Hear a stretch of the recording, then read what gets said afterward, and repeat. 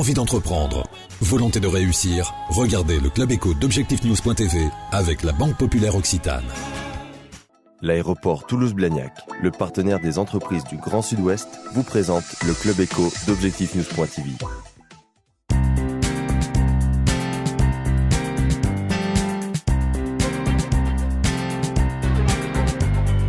Bonsoir et bienvenue dans le Club Éco d'Objectifnews.tv. Nous avons le plaisir de recevoir ce soir Didier Falla. Bonsoir. Bonsoir. Vous êtes le directeur du village des marques de Naïou, qu'on appelle maintenant Naïou Fashion Village. J'ai bon ? Naïou Fashion Village. Pardon. Très attendu, on le sait, c'est un projet qui existe depuis un long moment maintenant, qui a ouvert ses portes finalement le 23 novembre dernier. Quel premier bilan vous en tirez en termes de fréquentation déjà ? Alors la bonne surprise, c'est qu'on a pu accueillir un grand nombre de personnes, puisqu'on avait, par exemple sur les 5 premiers jours, on avait un objectif de 50 000 personnes, et on a bouclé à dimanche dernier, on était à 84 000 personnes. D'accord. Pour vous donner un exemple, sur la première journée, on a eu à peu près 21 000 visiteurs. Comment vous avez géré cet afflux justement ? J'imagine qu'en termes de logistique, pas forcément évident. Certes, vous êtes en bordure d'autoroute, mais concrètement, comment vous avez procédé justement pour accueillir ce surplus de... Alors on n'est pas nouveau dans le métier. La société que je représente, qui est la société Advantel, a déjà eu l'occasion de gérer des villages de marque, donc on connaît ce type de fonctionnement. On était exactement dans le même dispositif qu'un premier jour de solde ou un gros week-end de solde. Donc on avait, pour vous donner un exemple, on avait environ 25 agents qui géraient nos parkings. Donc les clients trouvent facilement une place. On gérait jusqu'à la place de parking. Après, on a mis en place tout un dispositif de balisage également. Et globalement, on avait vraiment sorti, c'était comme une attaque, un plan d'attaque bien précis et avec une organisation bien huilée, puisqu'on connaît déjà ce type de fonctionnement. D'accord. Pour rappeler quelques éléments chiffrés sur le village des marques, en termes d'emploi, par exemple, combien de salariés travaillent actuellement sur site ? Alors aujourd'hui, avec les 63 boutiques qui ont ouvert sur les 80, on emploie entre 280 et 300 personnes. À terme, lorsque nous atteindrons le seuil des 80 boutiques, on devrait avoir entre 300 et 400 personnes qui travaillent sur le site. D'accord. Alors, vous le disiez à l'instant, il y a un peu plus d'un an, 2 ans, on annonçait l'ouverture de 80 boutiques. Actuellement, on en a un petit peu plus de 60. Qu'est-ce qui explique ce décalage ? Est-ce qu'il va y avoir une deuxième phase qui va s'étaler dans le temps ? Alors, ce qui explique le décalage est simple, la crise. La crise est passée par là, donc trouver les financements pour développer ce type de projet, qui, je souligne, est un des plus ambitieux, voire le plus ambitieux développé aujourd'hui en France, puisque depuis 10 ans, aucun projet n'a vraiment vu le jour, et surtout de cette dimension. Pour remettre dans le contexte, en général, un village de marque, c'est une quarantaine de boutiques de prévues, et on en ouvre environ une trentaine. Et là, vous remarquerez, on est déjà sur une autre dimension. Quasiment 2 fois plus. Après, donc, la crise étant passée par là, il a fallu trouver des moyens de financement.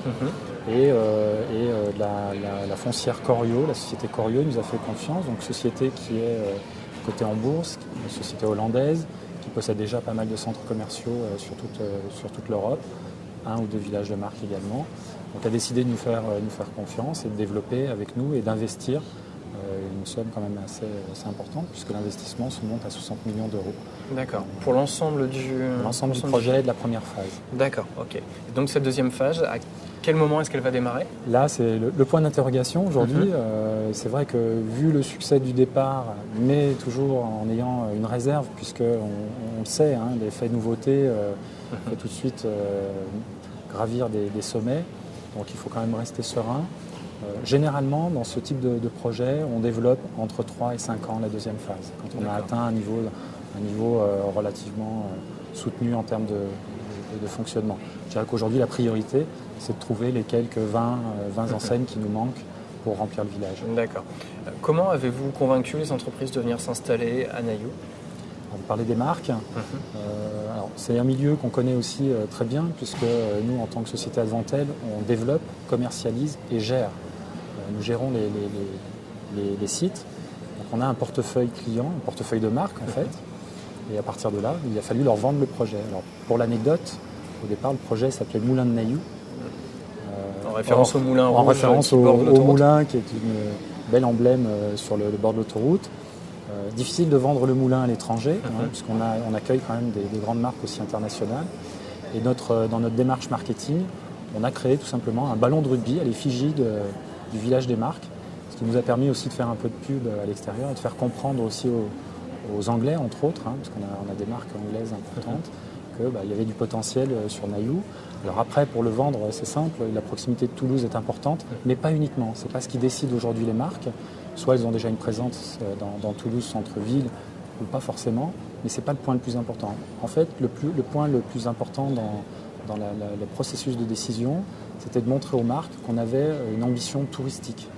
Et aujourd'hui, pour qu'un village de marque fonctionne, il faut sortir de l'aspect purement shopping, magasin, et il faut avoir une autre dimension, ce qu'on a essayé de développer sur ce nouveau village, nouvelle génération. D'accord.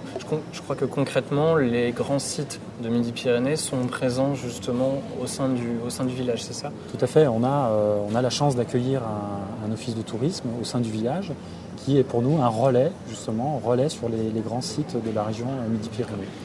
Quelles sont vos perspectives sur l'année ? Je crois que c'est 1,7 million de visiteurs attendus. C'est bien ça ? Voilà, on a cet objectif, 1,7 million. 2 millions. Après, tout va dépendre en fait de la notion touristique, de la dimension touristique. Et aujourd'hui, ça, pour l'instant, c'est encore un point d'interrogation. On sait qu'il y a du potentiel. Maintenant, il faut aller le chercher. Et pour aller le chercher, il faut développer du marketing très fort. Quelle est votre zone de chalandise finalement ? J'imagine qu'elle dépasse d'assez loin le cadre de Midi-Pyrénées. Oui, largement, puisque, et ça, c'est pas dû à Nailloux ou à Toulouse, c'est dû au fait de développer un village de marque. Un village de marque, aujourd'hui, on est sur une zone de chalandise d'à peu près 90 minutes, voire 2 heures de route, 1h30, 2 heures de route. Donc là, on peut espérer en effet remonter sur Cahors, on peut espérer remonter sur Montpellier, Béziers, on peut espérer aller jusqu'à Perpignan. Vous avez décidé d'ouvrir le 23 novembre, le 4 décembre, je crois également, donc de dimanche, ce qui vous a attiré les foudres de plusieurs organisations syndicales qui vous accusent finalement de concurrence déloyale. Qu'est-ce que vous avez à répondre justement à ces accusations ? Alors, concurrence déloyale, il faut s'entendre sur le terme. Aujourd'hui, concurrence déloyale, oui, si on avait rajouté des dimanches. Il faut quand même souligner qu'on n'a fait que déplacer des dimanches. D'accord. C'est-à-dire qu'au lieu d'ouvrir le 11 et le 16, je crois, décembre, on a décidé d'ouvrir le 23 novembre et le 4 décembre, ce qui nous semblait logique par rapport à l'ouverture et à l'attente qu'avaient les clients de ce village de marque. Après, pour être franc avec vous, on va rentrer dans le cadre normal de l'accord départemental. L'objectif, ce n'est pas de se mettre en marge, loin de là, au contraire. Mais logiquement, il y avait une démarche purement commerciale et par rapport à des attentes clientèle. Et quand on regarde les résultats sur le premier week-end, je pense qu'on a fait un bon choix. L'objectif, encore une fois, n'était pas d'être en marge ou de s'engager dans une polémique de concurrence déloyale. L'objectif, c'était vraiment de dire, voilà, on lance et après, on rentre dans le cadre logique, comme tout le monde. D'accord. Didier Fallah, merci. Merci à vous. Et merci de nous avoir suivis sur objectivenews.tv.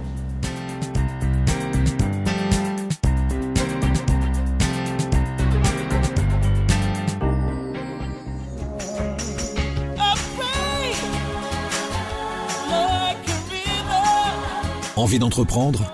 Volonté de réussir ? C'était le Club Éco d'objectivenews.tv avec la Banque Populaire Occitane. L'aéroport Toulouse-Blagnac, le partenaire des entreprises du Grand Sud-Ouest, vous présente le Club Éco d'objectivenews.tv.